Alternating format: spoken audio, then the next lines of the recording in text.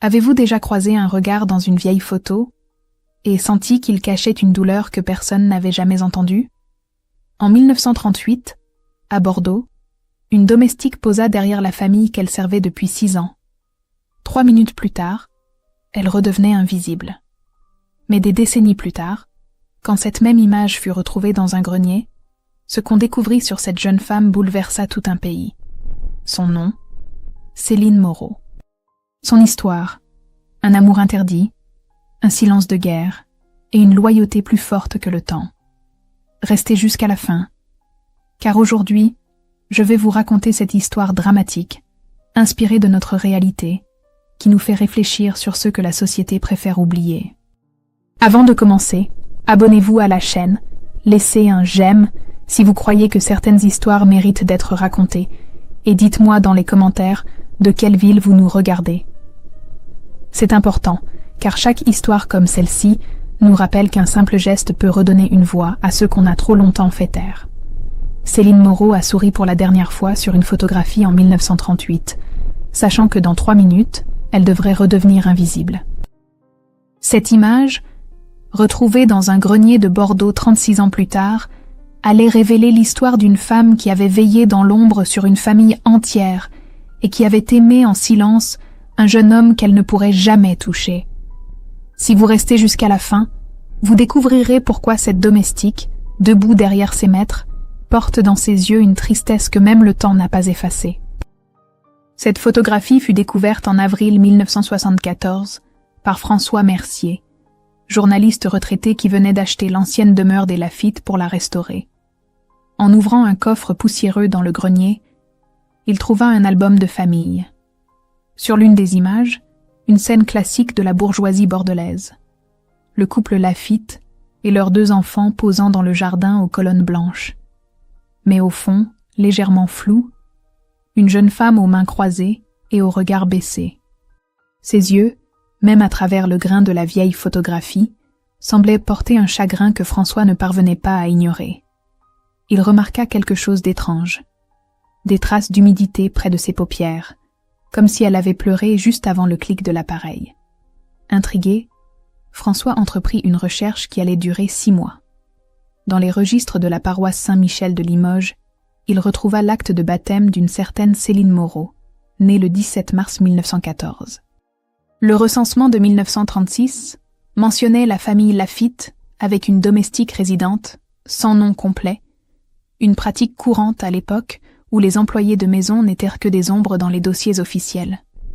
Céline n'était qu'un prénom dans un registre, une silhouette dans une photo, un fantôme dans l'histoire d'une famille qui ne lui appartenait pas. Mais François sentait qu'il y avait plus. Pourquoi cette femme pleurait-elle ce jour-là? Et surtout, où était-elle maintenant? Ce qu'il ne savait pas encore, c'est que Céline vivait toujours. À 60 ans, fragile et oubliée, elle finissait ses jours à l'hospice de la Providence à Limoges.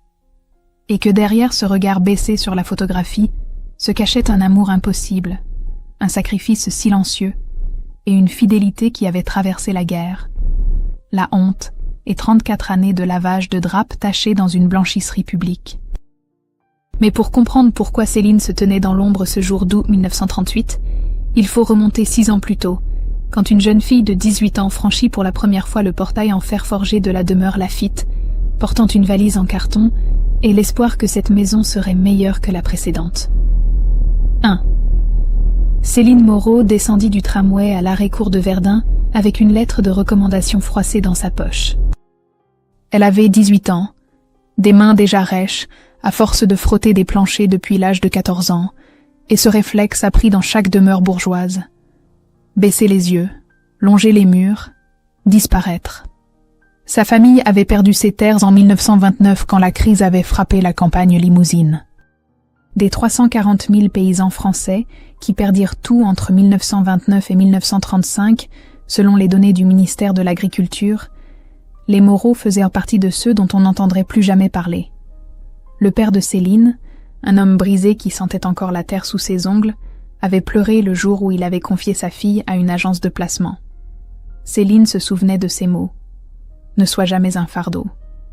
À 14 ans, elle avait compris que sa vie ne lui appartiendrait jamais, Elle serait toujours la fille qui devait disparaître, celle qu'on appelle seulement quand on a besoin d'elle, celle dont le prénom se prononce comme un ordre. Madame Élodie Laffitte l'a reçue dans le petit salon.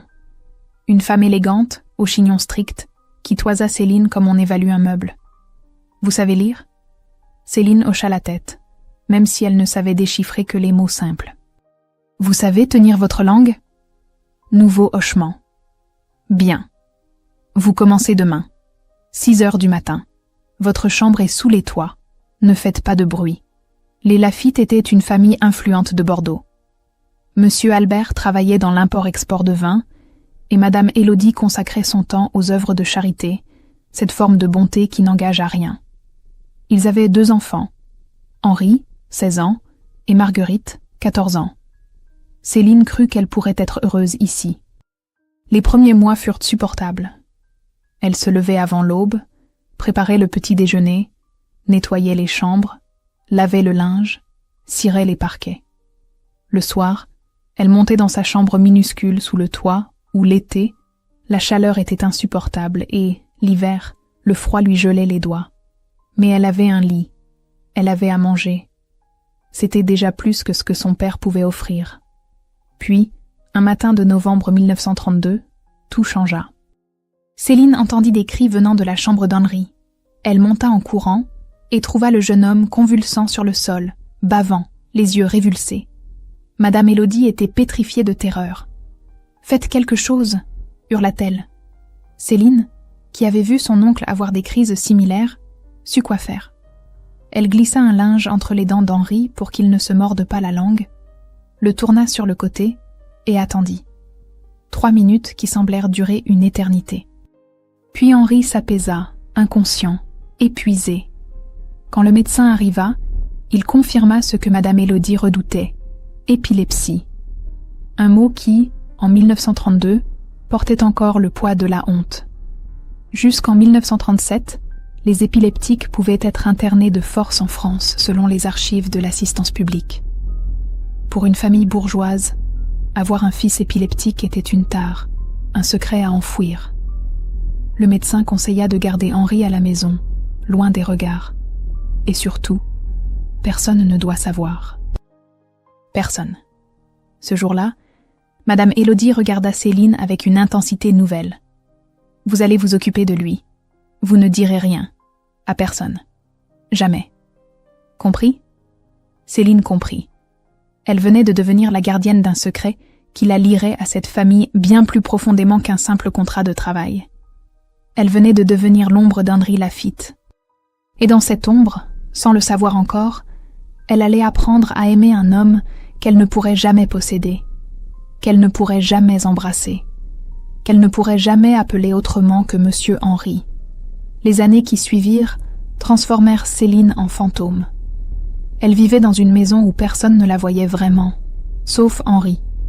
Chaque nuit, ou presque, elle montait discrètement à sa chambre quand une crise approchait. Elle avait appris à reconnaître les signes. Le regard perdu, les mains qui tremblent, cette odeur étrange que le corps dégage avant de perdre contrôle. Elle arrivait, fermait la porte, et attendait. Parfois, Henri tombait, et elle le rattrapait. Parfois, il pleurait après, honteux d'avoir mouillé son lit comme un enfant. Céline nettoyait tout sans un mot, sans jamais le juger. Un soir de janvier 1933, après une crise particulièrement violente, Henri resta éveillé. Céline changeait les draps quand il murmura « Pourquoi vous ne me regardez jamais avec dégoût ?» Elle s'arrêta, surprise qu'il lui parle vraiment. « Parce que vous n'êtes pas dégoûtant, monsieur Henri. Vous êtes malade. Ce n'est pas la même chose. » Henri la regarda alors comme personne ne l'avait jamais regardée. Comme si elle était quelqu'un. Comme si elle comptait. « Appelez-moi juste Henri. Quand nous sommes seuls. S'il vous plaît. » Ce fut le début d'une intimité qui n'aurait jamais dû exister. Dans le silence des nuits où Bordeaux dormait, Henri et Céline parlaient. Il lui racontait ses peurs, cette terreur de devenir fou, d'être enfermé dans un asile comme les registres médicaux de l'époque le permettaient. Elle lui racontait la campagne, les terres perdues, son père qui pleurait en silence. Henri découvrit que Céline savait à peine lire. Cela le choqua. Comment peut-on vivre sans lire ? Il lui apporta un livre, Les fleurs du mal de Baudelaire, édition de 1932. Chaque nuit, après les crises, il lui lisait des poèmes. Puis il lui apprenait à déchiffrer les mots. Céline, assise par terre près du lit, écoutait cette voix qui transformait les lettres en musique.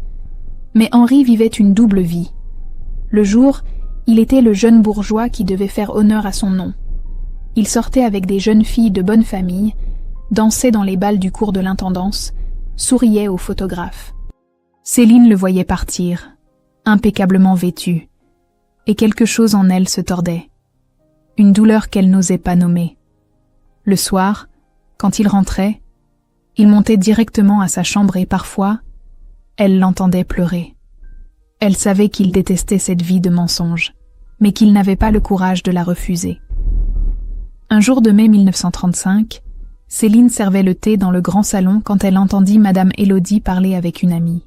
« Vous savez, disait-elle, les domestiques finissent par sentir comme ce qu'elles nettoient. Cette odeur de terre, de sueur. On ne peut rien y faire. C'est dans leur sang. » Céline serra le plateau si fort que ses doigts blanchirent. Henri, assis près de la fenêtre, avait entendu. Leurs regards se croisèrent une seconde. Dans ses yeux à lui, Céline vit de la honte. Mais il ne dit rien. Il ne dit jamais rien. Ce soir-là, il laissa un croissant sur la table de sa chambre, comme il le faisait parfois.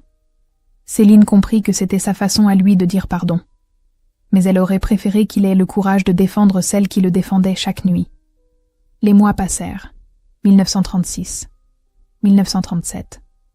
Henri avait maintenant 21 ans, Céline 23. Le monde autour d'eux changeait. L'Allemagne se réarmait, l'Europe tremblait, mais dans la demeure Laffitte, on continuait de prendre le thé à 4 heures et de faire comme si rien ne menaçait jamais. Sauf que Madame Élodie devenait de plus en plus nerveuse. Elle observait Céline avec une méfiance nouvelle. Elle avait remarqué quelque chose. Ses regards entre Henri et la domestique. Ses longs silences quand Céline entrait dans une pièce où se trouvait son fils. Un jour, elle la convoqua dans le petit salon. « Vous passez beaucoup de temps avec Henri ?» Céline baissa les yeux. « Je m'occupe de lui quand il est souffrant, madame, comme vous me l'avez ordonné. » Madame Élodie s'approcha, si près que Céline pouvait sentir son parfum de rose. « Ne vous faites pas d'illusions. Vous n'êtes rien. Vous nettoyez sa merde et son vomi. C'est tout ce que vous serez jamais pour lui. Une serpillière. Compris ?» Céline sentit quelque chose se briser en elle. « Oui, madame. » Ce soir-là, elle pleura pour la première fois depuis des années. Mais Henri, lui, était en train de changer. Il avait 22 ans en 1938, et le monde autour de lui devenait fou. Hitler avait annexé l'Autriche en mars. La guerre semblait inévitable. Monsieur Albert, qui avait des relations avec le gouvernement, parlait de plus en plus de Vichy, de Pétain, de collaboration possible. Henri écoutait et se taisait, mais Céline voyait la colère grandir en lui. Un soir d'août, après une crise, il lui confia « Si la guerre arrive, je serai envoyé au front, et je mourrai. Parce que pendant une crise, je ne pourrai pas me défendre. Je mourrai en convulsant dans la boue, et personne ne saura pourquoi. » Céline posa sa main sur la sienne. C'était la première fois qu'elle osait le toucher autrement que pour le soigner. Henri ne retira pas sa main. Ils restèrent ainsi, dans le silence de la nuit, deux êtres humains qui n'auraient jamais dû se rencontrer, liés par une tendresse qui ne pouvait pas exister. « Vous êtes la seule personne qui me voit vraiment, » murmura Henri. « La seule qui ne me traite pas comme un monstre ou comme un prince. Juste comme un homme. » Céline sentit les larmes monter. Elle aurait voulu lui dire qu'elle l'aimait, mais elle savait que ces mots détruiraient tout. Alors elle serra sa main plus fort et se tut.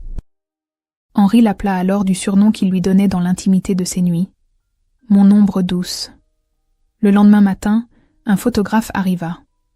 Monsieur Albert avait commandé un portrait de famille pour marquer l'été 1938, avant que tout ne change. On installa tout le monde dans le jardin, devant les colonnes blanches. Henri venait d'avoir une crise légère une heure plus tôt. Céline lui avait lavé les mains, essuyé le visage. Leurs doigts s'étaient touchés plus longtemps que nécessaire. Madame Élodie appela soudain. « Céline, mettez-vous derrière, là. Ne bougez plus. » Le photographe, un certain Robert Doisneau qui travaillait souvent pour les familles bourgeoises de la région, ajusta son appareil. Céline se plaça dans l'ombre, les mains croisées, le regard baissé comme toujours. Mais dans sa poitrine, quelque chose hurlait. Henri se tenait devant elle, à 2 mètres de distance. 2 mètres qui étaient en réalité un monde entier. Un gouffre de classe, de noms, de destin. Juste avant le flash, Henri tourna légèrement la tête. Leurs regards se croisèrent dans le reflet d'une fenêtre. 1 seconde. Puis il se retourna face à l'objectif. Céline sentit une larme couler. Elle ne pouvait pas l'arrêter. Le flash éclata. La photo fut prise. Et dans cette image, pour qui saurait vraiment regarder, on pouvait voir une jeune femme en train de pleurer silencieusement derrière une famille qui souriait. On pouvait voir l'invisible. On pouvait voir Céline Moreau, 24 ans, amoureuse d'un homme qu'elle ne pourrait jamais aimer, prisonnière d'un rôle qui la condamnait à disparaître. Ce que personne ne savait ce jour-là, c'est que dans moins de 2 ans, cette photo serait tout ce qui resterait d'un monde sur le point de s'effondrer. Septembre 1939. La guerre éclata comme un orage qu'on avait vu venir sans pouvoir l'arrêter. Hitler envahit la Pologne et la France se mobilisa. Dans la demeure Laffitte, la panique s'installa. Monsieur Albert multiplia les réunions secrètes avec des hommes en costume sombre qui parlaient à voix basse de Vichy, de zone libre, de survie. Madame Élodie fit des provisions comme si le monde allait finir demain. Et Henri reçut sa convocation. 2e régiment d'infanterie. Départ prévu pour octobre. 30 jours pour se préparer à partir. Madame Élodie devint folle. Elle contacta tous ses relations, supplia, menaça, offrit de l'argent. « Mon fils est fragile. Il ne peut pas partir. » Mais même l'influence des Laffitte ne pouvait rien contre la machine de guerre. Henri partirait. Le soir où il reçut l'ordre de départ définitif, Céline le trouva dans sa chambre, assis sur le lit, fixant l'uniforme posé sur la chaise. Il ne pleurait pas. Il était juste vide. « Je vais mourir là-bas », dit-il simplement. « Ce n'est même pas une question. C'est un fait. » Céline s'assit près de lui, à distance respectueuse comme toujours, mais son cœur hurlait. « Vous ne savez pas ça, » murmura-t-elle. « Si, je le sais. Dès la première crise, je serai vulnérable.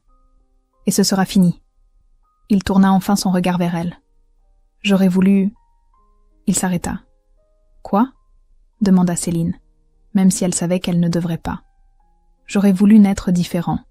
Pas bourgeois, pas malade.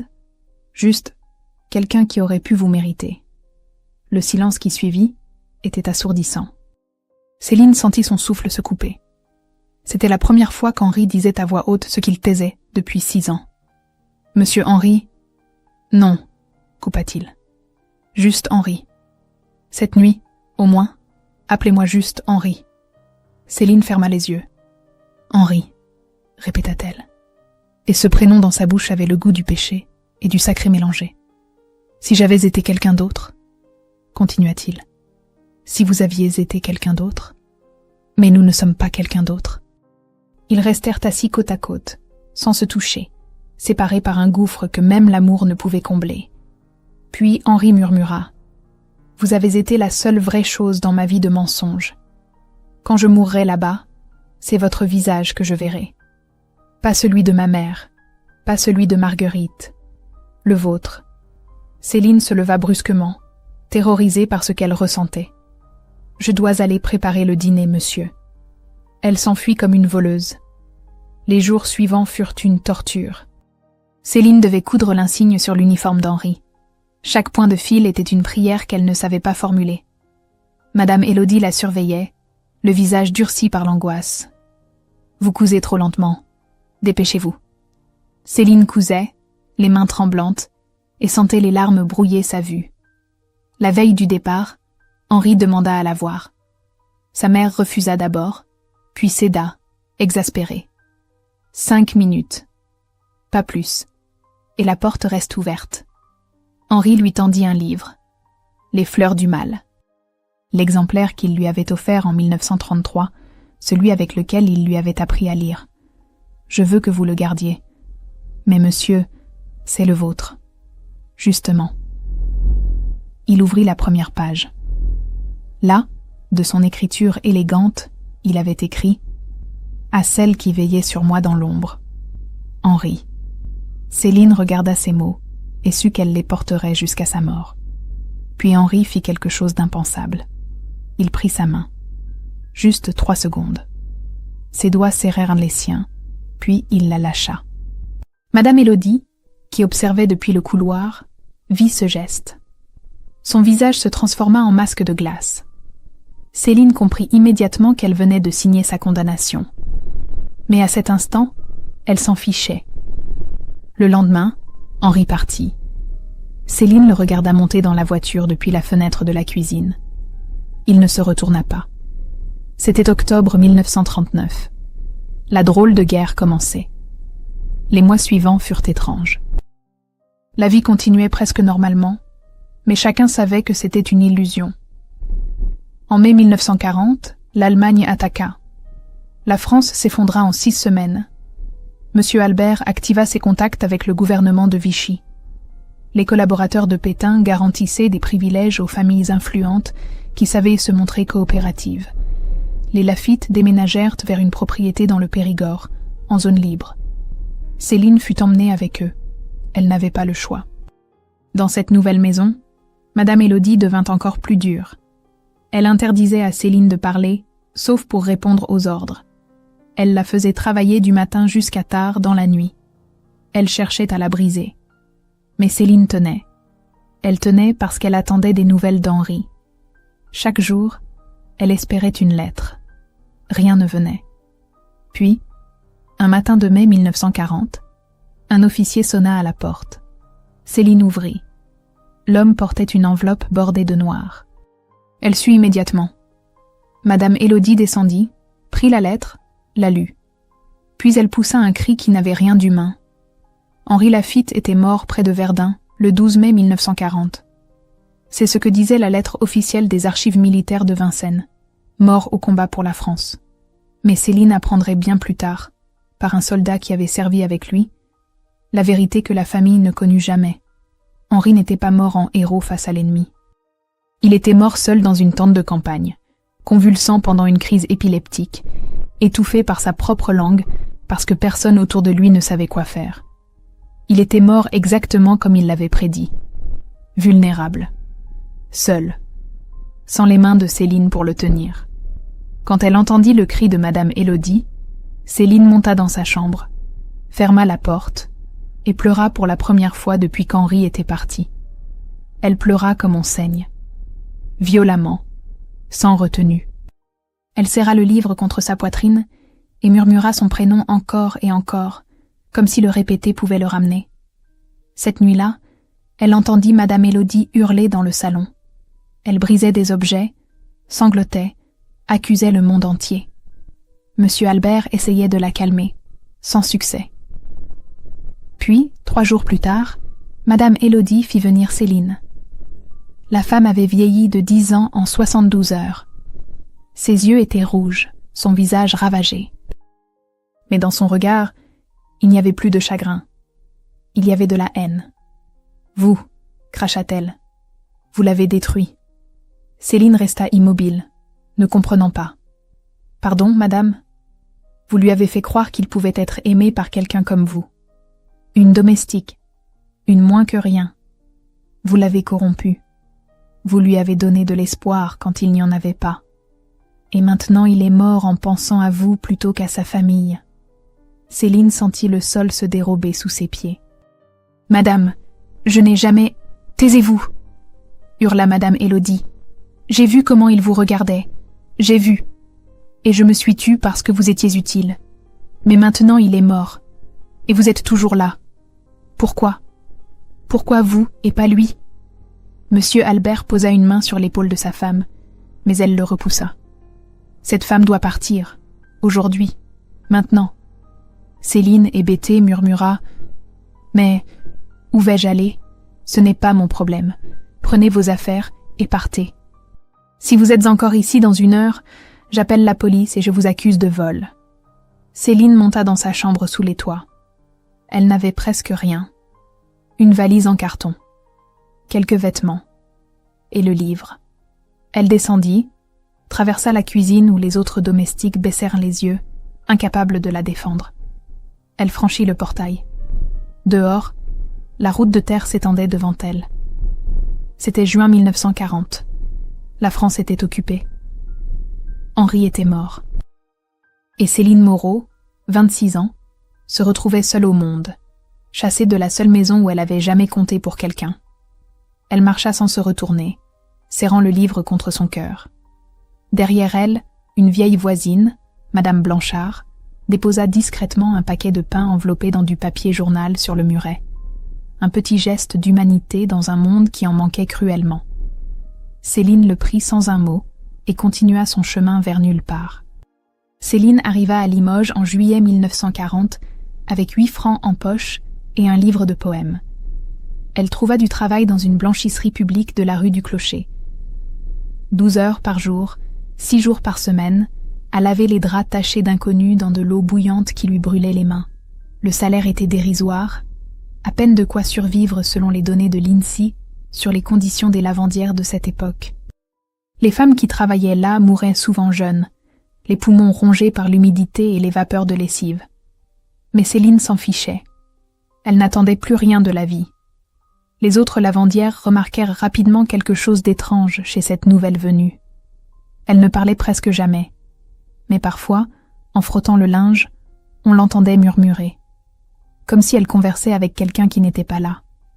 Un prénom revenait souvent. Henri. Une collègue, Simone, osa demander un jour. « C'est qui Henri? Votre mari ?» Céline leva les yeux, et Simone vit une douleur si profonde qu'elle n'osa plus jamais poser de questions. « Non. Juste quelqu'un qui est mort loin de moi. » Simone hocha la tête. Elle comprenait. Toutes ces femmes avaient même perdu quelqu'un. La guerre avait fait de la France un pays de veuves et d'orphelines. Les années passèrent. 1945. La guerre finit. Le monde célébra. Céline continua de laver le linge. Elle avait 31 ans, et l'impression d'en avoir 50. Ses mains étaient devenues des outils de travail rugueux, ses épaules courbées par le poids des draps mouillés. Elle vivait dans une chambre minuscule, au-dessus d'une boulangerie. Chaque soir, elle rentrait, mangeait un morceau de pain, et lisait les fleurs du mal à la lueur d'une bougie. Elle connaissait chaque poème par cœur. Certains soirs, elle ouvrait la première page et relisait la dédicace. À celle qui veillait sur moi dans l'ombre. Henri. Ces mots étaient tout ce qui lui restait d'une vie qui aurait pu être différente. Parfois, elle se demandait ce que Henri aurait pensé de ce qu'elle était devenue. Une lavandière usée qui parlait toute seule. Aurait-il eu honte? Aurait-il regretté de lui avoir offert ce livre? Elle ne savait pas. Mais elle savait une chose. Elle ne se marierait jamais. Comment aurait-elle pu? On ne se marie pas quand on est déjà lié à un fantôme. Les hommes qui tentèrent de lui parler à la blanchisserie recevaient toujours la même réponse polie, mais définitive. Non merci, je ne suis pas intéressée. Simone lui disait parfois « Tu vas finir seule, Céline. »« Je suis déjà seule, » répondait-elle simplement. Un. Le monde changeait autour d'elle. La France se reconstruisait, prospérait. Les 30 glorieuses, comme on appellerait cette période. Mais pour les femmes comme Céline, la gloire n'arrivait jamais. Elle continuait de laver, de frotter, de survivre. À 60 ans, son corps était détruit. Ses mains tremblaient, ses poumons sifflaient. Le médecin de la blanchisserie lui annonça qu'elle devait arrêter. « Vous allez mourir si vous continuez. » Céline haussa les épaules. On meurt de toute façon, non? Mais elle dut accepter. En 1973, elle fut admise à l'hospice de la Providence à Limoges. Une petite chambre blanche. Un lit. Une fenêtre. Et son livre de poèmes, posé sur la table de nuit. C'est là que François Mercier la trouva en octobre 1974. Il avait mis 6 mois à remonter sa trace à travers les registres paroissiaux, les archives municipales, les témoignages de vieilles femmes qui se souvenait d'une lavandière silencieuse. Quand il entra dans sa chambre, il vit une vieille femme fragile, les cheveux blancs, les mains déformées par l'arthrite. Mais ses yeux étaient encore clairs, vifs, intelligents. « Madame Moreau ?» demanda-t-il doucement. Elle hocha la tête. « Je suis journaliste. J'ai trouvé une photographie et j'aimerais vous en parler. » Il sortit la photo de 1938, celle de la famille Laffitte dans le jardin. Céline la regarda longuement, très longuement. Puis elle murmura « Je ne savais pas qu'on m'avait photographié ce jour-là. Je lavais les mains d'Henri. Il venait d'avoir une crise. On m'a demandé de rester derrière pour ne pas gêner. J'ai obéi. » François nota chaque mot. « Vous pleurez sur cette photo. Pourquoi ?» Céline hésita. Puis, pour la première fois en 34 ans, elle raconta. Elle raconta tout. Les crises d'épilepsie, les nuits de veille, les livres, les poèmes, l'amour impossible, la guerre, l'expulsion, la blanchisserie, les 34 années à survivre en parlant à un mort. François écoutait, fasciné et horrifié. Vous l'aimiez. Ce n'était pas une question. Céline ferma les yeux. On n'aime pas quelqu'un qu'on ne peut pas aimer. On veille sur lui. C'est différent. Mais François savait que c'était exactement la même chose. Il écrivit son article avec un soin infini. Il contacta des historiens, des sociologues. Ils confirmèrent. L'histoire de Céline était celle de milliers de femmes. Les domestiques invisibles qui avaient soutenu la bourgeoisie française, qui avaient nourri les soldats, soigné les malades, élevé les enfants des autres, et qui avaient disparu sans nom dans les registres officiels. Des fantômes de l'histoire. L'article parut dans le Figaro en novembre 1974 sous le titre « La femme derrière la photo ». Il fit l'effet d'une bombe. Les Français découvraient avec honte qu'il avait oublié toute une partie de leur peuple. Les lettres affluèrent. Des centaines, puis des milliers. D'anciennes domestiques, lavandières, nourrices, écrivaient pour dire « Moi aussi j'ai été invisible. Moi aussi, j'ai aimé quelqu'un que je ne pouvais pas aimer. Moi aussi, j'ai été chassée. » Des descendantes de familles bourgeoises écrivaient aussi, honteuses du passé de leurs ancêtres. Et un jour de décembre 1974, une jeune femme de 28 ans se présenta à l'hospice. Elle s'appelait Claire Dubois, née Laffitte, la petite fille de Madame Élodie, la nièce d'Henri. Céline ne l'avait jamais connue. Elle était née après la guerre. « Madame Moreau, » commença Claire, la voix tremblante. « Je viens vous demander pardon. Pardon pour ma grand-mère.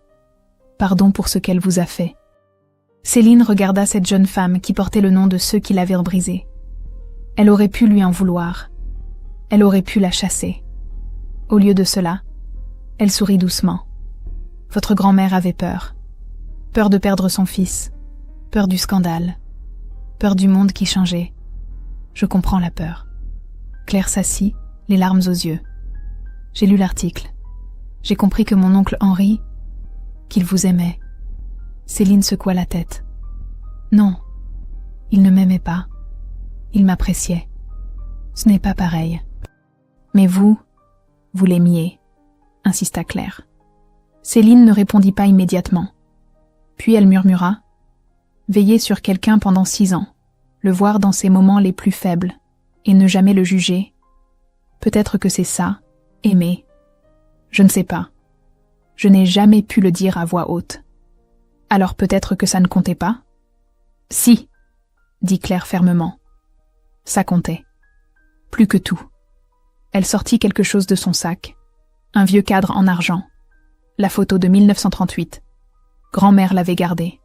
Je pensais que vous devriez la voir. Céline prit le cadre. Elle regarda la jeune femme qu'elle avait été, debout dans l'ombre, les yeux humides. Elle regarda Henri, raide devant l'objectif, le regard vide. 2 personnes qui s'étaient aimées sans jamais pouvoir se toucher vraiment. 2 personnes séparées par 2 mètres de jardin et par un monde entier de conventions sociales. « Merci », murmura-t-elle. Ce simple mot contenait 34 ans de silence. Les mois suivants, Céline devint une sorte de symbole national. Les journaux revenaient en la voir. Les étudiants en histoire l'interviewaient. On voulait faire un film de sa vie. Elle refusa. Ce n'est pas ma vie qui est intéressante. C'est celle de toutes les femmes comme moi. Celle dont on n'a jamais su le nom. Parlez d'elle. Pas de moi.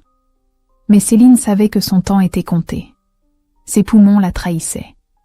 L'hiver 1974 fut particulièrement dur.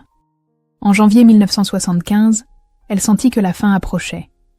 Elle demanda à l'infirmière-chef, Madame Rousseau, de noter quelque chose dans son dossier. « Je veux être enterrée avec le livre du garçon ». Cette phrase fut consignée officiellement dans les registres de l'hospice. Le 8 janvier 1975, Céline Moreau s'éteignit dans son sommeil. Elle avait 61 ans. Sa chambre était remplie de fleurs envoyées par des inconnus touchés par son histoire. On l'enterra au cimetière de Louillat, près de Limoges. Dans sa main, l'infirmière avait glissé le livre de Baudelaire. À celle qui veillait sur moi dans l'ombre. Henri. La seule déclaration d'amour que Céline avait jamais reçue. 300 personnes assistèrent à ses funérailles.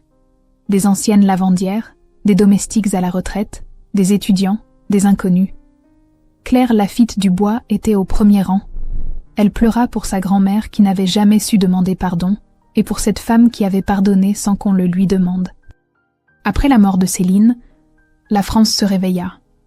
Son histoire devint un symbole national, mais pas de la manière qu'on aurait pu imaginer. Ce n'était pas une histoire de héros ou de martyrs. C'était l'histoire d'une femme ordinaire qui avait vécu une vie extraordinairement injuste, et qui malgré tout n'avait jamais perdu sa dignité. Les universités organisèrent des colloques sur les domestiques de l'entre-deux-guerres. Les lycées ajoutèrent son nom dans les manuels d'histoire sociale. Céline Moreau devint l'exemple même de ce que la société française avait fait de ces invisibles. Elle les avait utilisés, puis oubliés. Mais ce qui marqua le plus les esprits, ce fut la réaction des femmes. Des milliers de lettres continuèrent d'arriver après la mort de Céline, adressées aux journaux, aux associations, aux mairies. Des anciennes domestiques, maintenant âgées, racontaient leurs propres histoires. Marceline, 82 ans, ancienne gouvernante à Lyon.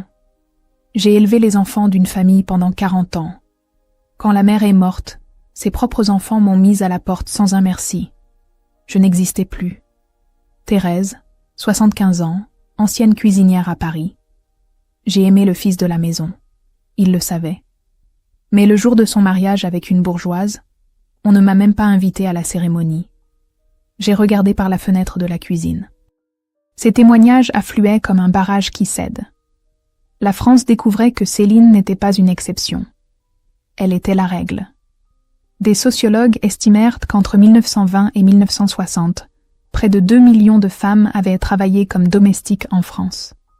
Combien avaient été aimées en retour par ceux qu'elles servaient? Combien avaient été remerciées? Combien avaient fini seules, épuisées, oubliées? Le silence était assourdissant. L'historienne Marie-Claire Bancard déclara dans une interview de février 1975 « Céline Moreau nous force à regarder ce que nous préférerions oublier. Que notre confort, notre élégance, notre culture ont été construits sur le dos de femmes que nous avons traitées comme du mobilier vivant. » Claire Lafitte Dubois, elle, fut profondément transformée par cette histoire. Elle qui avait grandi dans le privilège, inconsciente du passé de sa famille, se retrouva face à une vérité dérangeante. Son oncle Henri, dont sa grand-mère parlait comme d'un héros mort pour la France, avait en réalité aimé une domestique. Et sa grand-mère, cette femme élégante dont on vantait la charité, avait détruit une vie par jalousie et cruauté. Claire décida que le nom de Céline ne devait pas mourir. Mais elle refusa les demandes de musées qui voulaient exposer la photographie. « Cette image n'est pas un objet historique », déclara-t-elle aux journalistes. « C'est la preuve qu'une femme a existé, qu'elle a aimé, qu'elle a souffert.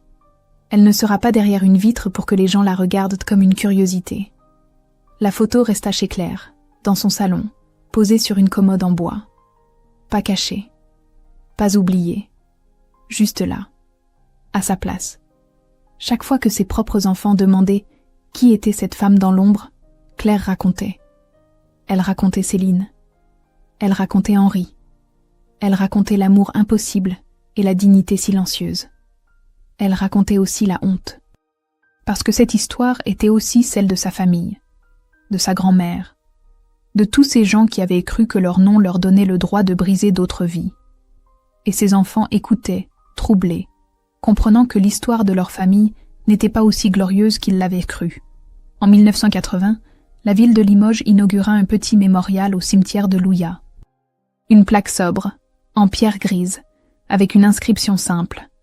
À Céline Moreau et à toutes celles qui veillèrent dans l'ombre. 1914-1975. Claire y déposa des fleurs chaque année, le 8 janvier. Elle n'était pas la seule. D'autres femmes venaient aussi.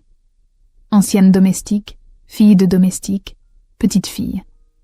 Elle déposait des roses, des violettes, parfois juste des lettres pliées qu'elle laissait près de la pierre.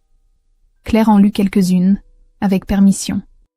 Toutes disaient la même chose. Merci de nous avoir rendus visibles. Mais le véritable héritage de Céline ne se trouvait pas dans les commémorations officielles. Il était dans les conversations discrètes, dans les familles bourgeoises qui commencèrent à traiter leurs employés de maison avec plus de respect, dans les jeunes femmes qui refusaient désormais d'accepter l'invisibilité comme condition de travail, dans les hommes qui réalisaient que l'amour ne connaissait pas de classe sociale et que la dignité humaine ne dépendait pas d'un nom de famille. Le changement fut lent, imparfait, mais réel. Céline, sans jamais l'avoir voulu, avait ouvert une porte que personne ne pourrait plus refermer. François Mercier, le journaliste qui avait découvert l'histoire, écrivit un livre en 1976, L'ombre et la lumière, Céline Moreau et les invisibles de la République. Il y racontait non seulement l'histoire de Céline, mais aussi celle de 20 autres femmes comme elle. Le livre devint un best-seller. François donna tous les bénéfices à une association d'aide aux anciennes employées de maison sans retraite. Il savait que c'est ce que Céline aurait voulu.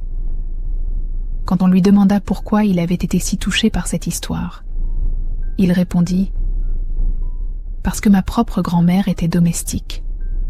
Elle était morte seule dans un hospice. Je ne l'ai jamais connue. On ne parlait pas d'elle dans la famille. Elle était la honte. En écrivant sur Céline, j'écrivais pour elle. Les années passèrent. 1980, 1990, 2000. L'histoire de Céline devint une référence dans les études sur les inégalités sociales. Mais elle devint aussi quelque chose de plus intime. Une histoire qu'on se racontait. Une leçon qu'on transmettait. Claire Lafitte Dubois, devenue elle-même grand-mère, expliquait à ses petits-enfants. On juge une société non pas à la manière dont elle traite ses puissants, mais à la manière dont elle traite ses invisibles. Céline était invisible, et elle valait plus que toute ma famille réunie. Ne l'oubliez jamais. En 2015, 40 ans après la mort de Céline, une jeune réalisatrice nommée Sophie Garnier voulut faire un documentaire. Claire, maintenant âgée de 69 ans, accepta de témoigner. Devant la caméra, elle tint la photographie de 1938. On y voyait clairement Céline dans l'ombre, les larmes aux yeux. On voyait Henri, raide, le regard perdu. On voyait une famille qui souriait sans savoir que son monde allait s'effondrer. Et on voyait, si on regardait vraiment, ce que personne n'avait vu en 1938, l'humanité immense d'une femme qu'on avait crue sans importance. Cette photo, dit Claire à la caméra, ne quittera jamais ma famille. Pas parce que c'est un trésor, mais parce que c'est une responsabilité. C'est la preuve que nous avons failli, que ma grand-mère a failli, que toute une société a failli. Et tant que cette image sera sur ma commode, je me souviendrai que le privilège n'est pas une excuse pour l'indifférence. Le documentaire fut diffusé sur France 2 et toucha des millions de personnes. Les commentaires affluèrent sur les réseaux sociaux. Les jeunes générations découvraient Céline. Et ils comprenaient que son histoire n'était pas seulement celle du passé, c'était aussi celle du présent. Combien de femmes, aujourd'hui encore, travaillaient dans l'ombre? Combien nettoyaient les bureaux la nuit, gardèrent les enfants des autres, soignaient les personnes âgées sans reconnaissance? Combien étaient invisibles? L'histoire de Céline posait une question simple, mais dévastatrice. Qui est invisible dans votre vie? Qui travaille pour vous sans que vous le remarquiez vraiment? Qui aime sans que cet amour soit reconnu? Cette question inconfortable força des milliers de personnes à regarder leur propre comportement. Et parfois, cela changeait quelque chose. Un patron qui commençait à dire bonjour à la femme de ménage. Un fils qui remerciait enfin la nourrice qu'il avait élevée. Une famille qui invitait l'aide à domicile à partager le repas de Noël. Des gestes minuscules. Mais qui disait « je te vois, tu existes, tu comptes ». C'était là le véritable legs de Céline Moreau. Non pas une statue ou un musée, mais une prise de conscience, une gêne salutaire. Un rappel constant que derrière chaque personne invisible se cache une histoire, un cœur, une dignité qui mérite d'être honorée. Céline n'avait jamais voulu être un symbole. Elle avait juste voulu être vue. Et finalement, 60 ans trop tard, elle l'avait été. La leçon était simple, cruelle et nécessaire. On ne mesure pas une vie à ce qu'elle possède, mais à ce qu'elle donne. Céline n'avait rien possédé. Pas de maison, pas de famille, pas même de nom dans les registres complets. Mais elle avait donné 6 ans de veille silencieuse à un jeune homme malade. Elle avait donné sa dignité face à l'humiliation. Elle avait donné son pardon face à la cruauté. Et au final, elle avait donné à toute une nation la possibilité de se regarder dans le miroir et de décider d'être meilleure. Claire Lafitte Dubois mourut en 2023 à l'âge de 77 ans. Dans son testament, elle légua la photographie de 1938, non pas à un musée, mais à sa petite fille Léa, 25 ans, étudiante en travail social. Avec une lettre, « Cette photo est notre honte et notre leçon. Garde-la près de toi. Et quand tu travailleras avec les invisibles de notre époque, souviens-toi de Céline. Souviens-toi que chaque personne porte en elle une histoire qui mérite d'être écoutée. Ne laisse personne disparaître dans l'ombre. » Aujourd'hui, cette photographie est toujours dans une maison privée, sur une commode, dans un salon, pas derrière une vitre de musée, mais au milieu de la vie quotidienne, où elle doit être. Léa la regarde chaque matin, avant de partir au travail. Et elle se demande, qui sera invisible pour moi aujourd'hui? Qui vais-je choisir de voir vraiment? C'est la seule question qui compte. La seule que Céline, si elle pouvait encore parler, nous poserait. Non pas, vous souvenez-vous de moi? Mais plutôt, vous souvenez-vous de regarder? De voir? De reconnaître l'humanité de ceux que le monde préfère ignorer? Et c'est peut-être là la plus grande victoire de Céline Moreau. Non pas d'avoir été reconnue, mais d'avoir forcé un pays entier à reconnaître tous ceux qui lui ressemblaient. À voir enfin ceux qui avaient toujours été là, dans l'ombre, attendant juste qu'on prenne le temps de regarder vraiment. Parce qu'au fond, nous sommes tous, à un moment ou un autre de nos vies, soit dans la lumière, soit dans l'ombre. Et la seule chose qui compte, c'est de se souvenir que ceux qui sont dans l'ombre aujourd'hui méritent autant d'être vus que ceux qui brillent au soleil. Céline l'a appris à ses dépens. À nous maintenant de ne pas oublier sa leçon. Car si une vie invisible peut changer un pays entier simplement en étant racontée, qu'est-ce que cela dit de toutes les vies que nous ne racontons jamais? De tous les noms que nous ne prononçons jamais? De tous ces cœurs qui battent dans l'ombre, attendant juste qu'on les remarque? L'histoire de Céline Moreau n'est pas finie. Elle ne finira jamais. Tant qu'il y aura des invisibles, son histoire continuera de résonner, de déranger, de questionner. Et c'est exactement ce qu'une grande histoire doit faire. Non pas nous rassurer, mais nous transformer. À celle qui veillait dans l'ombre, à Céline, et à tous ceux qui, aujourd'hui encore, attendent juste d'être vus. Cette histoire fictionnelle nous rappelle que les plus grandes leçons ne viennent pas toujours de ce qu'on voit, mais souvent de ce qu'on oublie. Céline nous enseigne que la dignité ne dépend pas de la place que l'on occupe dans la société, mais du regard que l'on porte sur les autres. Et vous, avez-vous déjà croisé quelqu'un d'invisible sans le remarquer? Avez-vous déjà remercié une personne dont le travail passe dans l'ombre? Quelle histoire silencieuse, dans votre famille ou votre ville, mériterait d'être racontée? Écrivez le mot « visibilité » dans les commentaires si vous êtes resté jusqu'à la fin. Dites-nous aussi de quelle ville vous venez.